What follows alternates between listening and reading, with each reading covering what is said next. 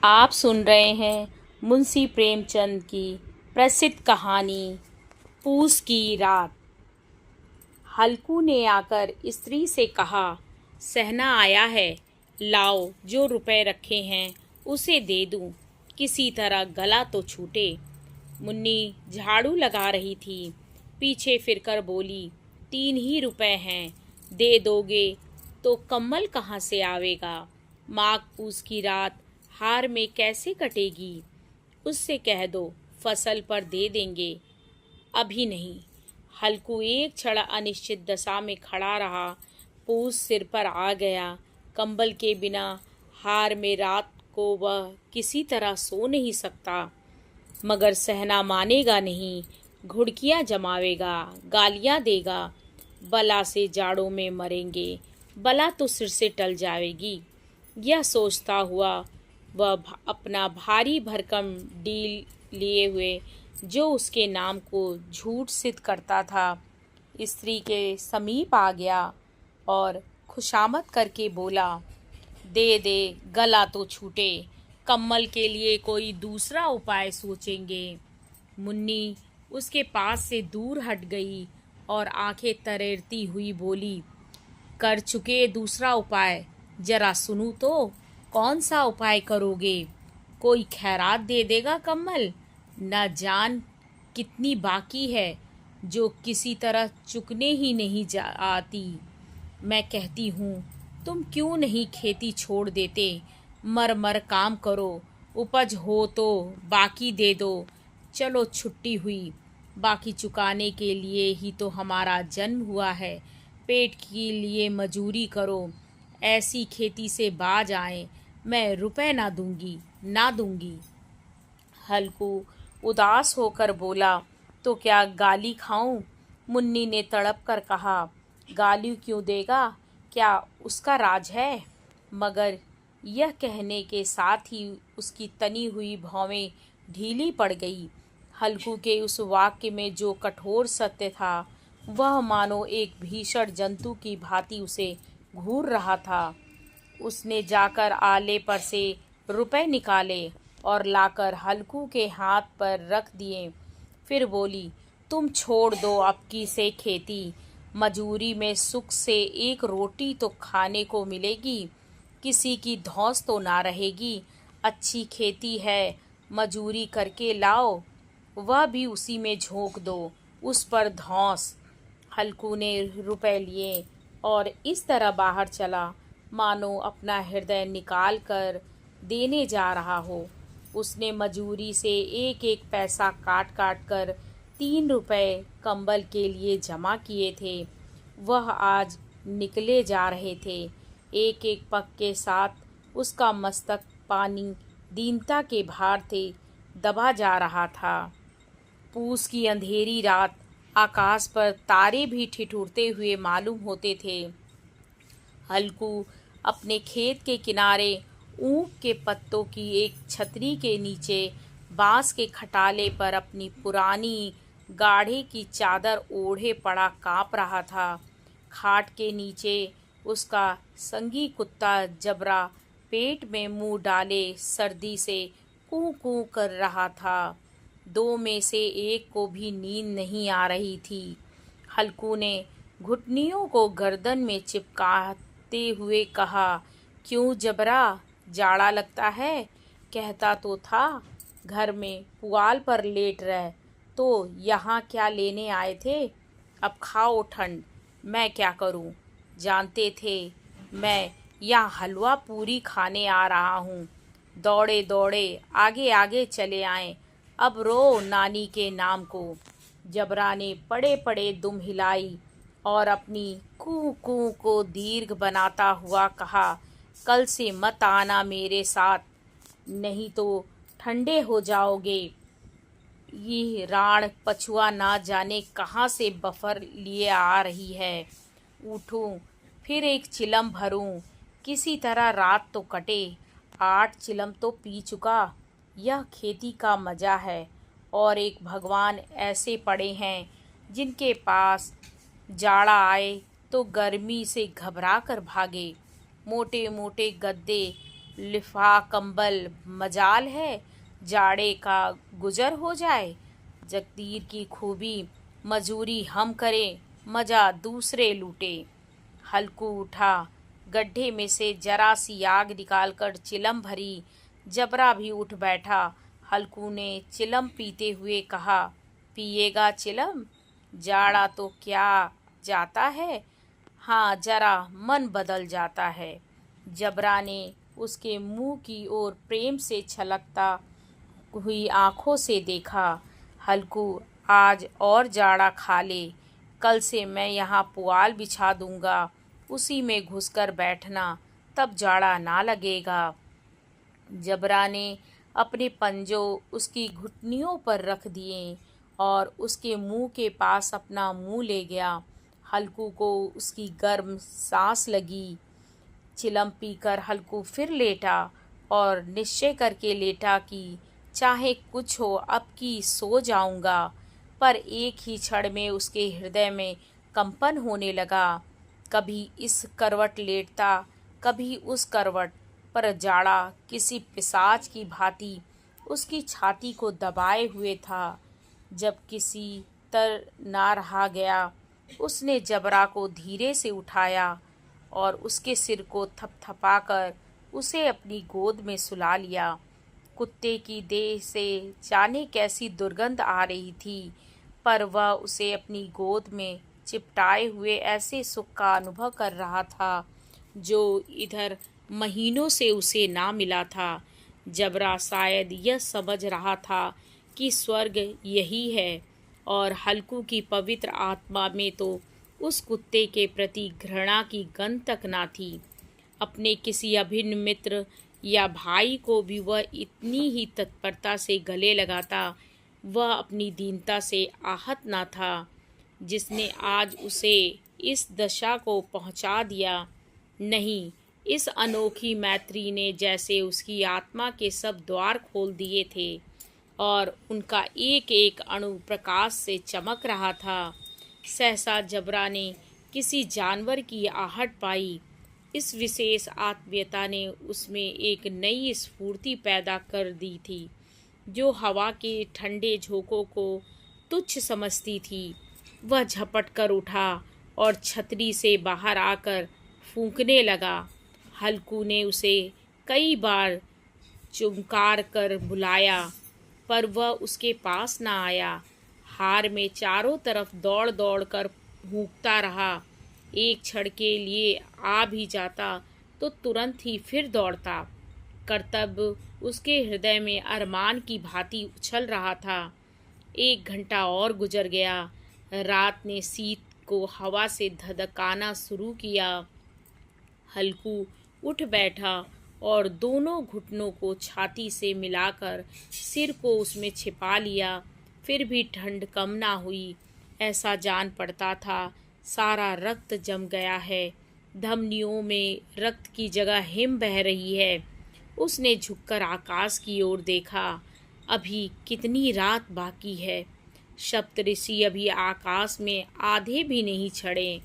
ऊपर आ जाएंगे तब कहीं सवेरा होगा। अभी पहर से ऊपर रात है। हल्कू के खेत से कोई एक गोली के टप्पे पर आमों का एक बाग था। पतझड़ शुरू हो गई थी। बाग में पत्तियों को ढेर लगा हुआ था। हल्कू ने सोचा, चलकर पत्तियां बटोरूं और उसे जलाकर खूब तापूं। रात को कोई मुझे पत्तियां बटोरते देख तो समझे कोई भूत है। कौन जाने कोई जानवर ही छिपा बैठा हो। मगर अब तो बैठे नहीं रह जाता। उसके पास के अरहर के खेत में जाकर कई पौधे उखाड़ लिए और उनका एक झाड़ बनाकर हाथ में सुलगता हुआ उपला लिया। बगीचे की तरफ चला। जबरा ने उसे आते देखा, पास आया और दुम हिलाने लगा। हल्कू ने कहा, अब तो नहीं रहा जाता जबरू, चलो बगीचे में पत्तियां बटोर कर तापें। टाटे हो जाएंगे तो फिर आकर सोएंगे। अभी तो बहुत रात है। जबरा ने कूं कूं करे सहमति प्रकट की। और आगे बगीचे की ओर चला। बगीचे में खूब अंधेरा छाया हुआ था और अंधकार में निर्दय पवन पत्तियों को कुचलता हुआ चला जाता था। वृक्षों से ओस की बूंदें टप टप नीचे टपक रही थीं।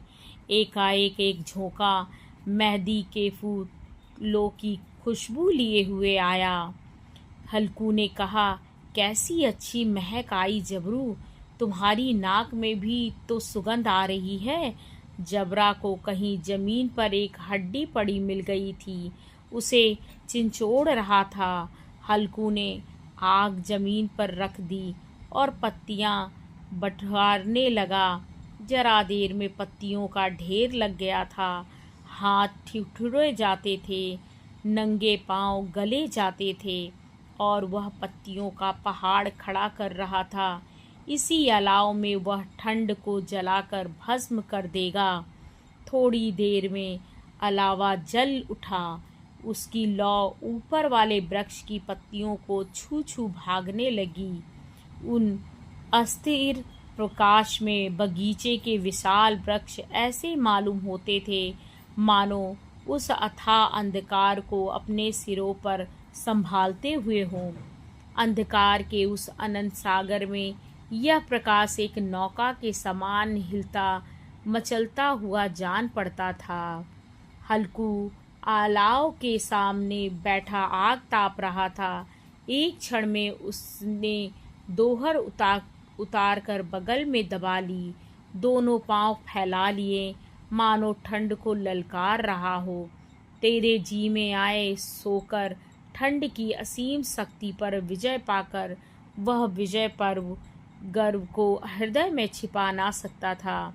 उसने जबरा से कहा, क्यों जबर, अब ठंड नहीं लग रही है? जबर ने कूं कूं करके मानो कहा, अब क्या ठंड लगती ही रहेगी? पहले से यह उपाय ना सूझा, नहीं इतनी ठंड क्यों खाते? जबर ने पूंछ हिलाई।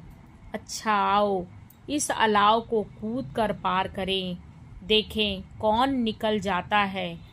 अगर जल गए बचा तो मैं दवा ना करूँगा।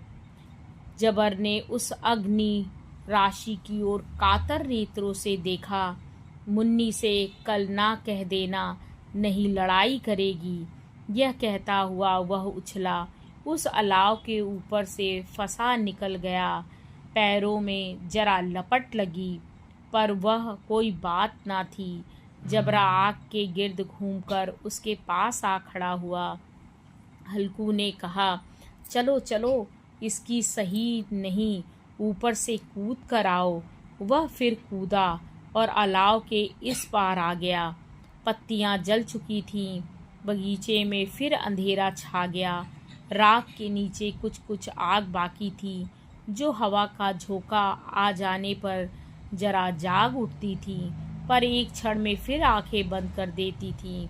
हल्कू ने फिर चादर ओढ़ ली और गर्म राख के पास बैठा हुआ एक गीत गुनगुनाने लगा। उसके बदन में गर्मी आ गई थी, पर ज्यों-ज्यों शीत बढ़ती जाती उसे आलस से दबाए लेता था। जबरा जोर से भूख कर खेत की ओर भागा। हल्कू को ऐसा मालूम हुआ कि जानवरों का एक झुंड खेत में आया है। शायद नील गायों का झुंड था। उसने कूदने दौड़ने की आवाज़ें फसा कान में आ रही थी। फिर ऐसा मालूम हुआ कि खेत में चर रही हैं। उसके चबाने की आवाज़ चर चर सुनाई देने लगी। उसने दिल में कहा, नहीं, जबरा के होते कोई जानवर खेत में नहीं आ सकता। नोच ही डाले, मुझे भ्रम हो रहा है। कहाँ, अब तो कुछ नहीं सुनाई देता। मुझे भी कैसा धोखा हुआ। उसने जोर से आवाज़ लगाई, जबरा जबरा। जबरा भूखता रहा, उसके पास ना आया। फिर खेत के चरे जाने की आहट मिली। अब वह अपने को धोखा ना दे सका। उसे अपनी जगह से हिलना जहर लग रहा था। कैसा ददाया हुआ बैठा था। इस जाड़े पाले में खेत में जाना, जानवरों के पीछे दौड़ना असह्य जान पड़ा।